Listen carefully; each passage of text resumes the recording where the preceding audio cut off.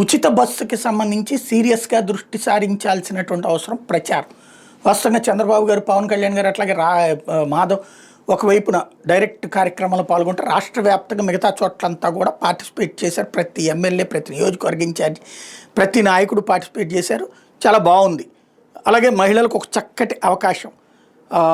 సాధారణంగా ప్రతి ఒక్కళ్ళు ఈ ఊరు నుంచి హైదరాబాద్‌కి వెళ్ళిపోదాం, లేకపోతే చెన్నైకి వెళ్ళిపోదాం, బెంగళూరుకి వెళ్ళిపోదాం అనుకోరు బస్సుల్లో. మ్యాక్సిమం అయితే గీతే ఏ గోళ్ళ దగ్గరకు, గోపురాల దగ్గరికి వెళ్దాం అనుకుంటారు, ఏ టూరిస్ట్ స్పాట్లో చూద్దాం అనుకుంటారు, ఏ పల్లెటూళ్ళలో ఉన్నటువంటి వాళ్ళు పట్టణాలకు వద్దాం అనుకుంటారు. పట్టణాలకు సంబంధించినటువంటి వాళ్ళు పల్లె దగ్గరికి వెళ్ళి చూసి వద్దాం, లేకపోతే వాళ్ళు ఇంకో ఊరెళ్ళి చూసి వద్దాం అనుకునేటటువంటి వాళ్ళు ఉంటారు. ఇప్పటిదాకా డబ్బులు ఖర్చు పెట్టలేనటువంటి వాళ్ళకి ఖర్చు పెట్టేవాళ్ళు నాన్ స్టాప్కి పోతారా, ఏసీకి పోతారా, వేరే కారు వేసుకుపోతారా, పోతారు. ఖర్చు పెట్టలేనటువంటి వాళ్ళకి ఇది చక్కటి అవకాశం. దాన్ని సద్వినియోగం చేసుకోవాల్సినటువంటి అయితే కర్ణాటక, తెలంగాణలలో ఆ ఇనాగరేషన్ అప్పుడు ఆ తర్వాత వారం రోజుల పాటు మంచి హైప్ వచ్చింది. మీడియా అంతా దాని మీదనే కాన్సన్ట్రేట్ చేసి కవరేజీలు ఇచ్చింది. జనాలు కూడా ఎగబడి బస్సులు ఎక్కారు. ఇప్పుడు రాష్ట్రంలో ఎలా ఉంది? మీ ప్రాంతంలో మహిళలందరూ బస్సులు ఎక్కుతున్నారా? కొత్త ప్రదేశాల దగ్గరికి బయలుదేరుతున్నారా? మీరు చూసుంటారు కదా.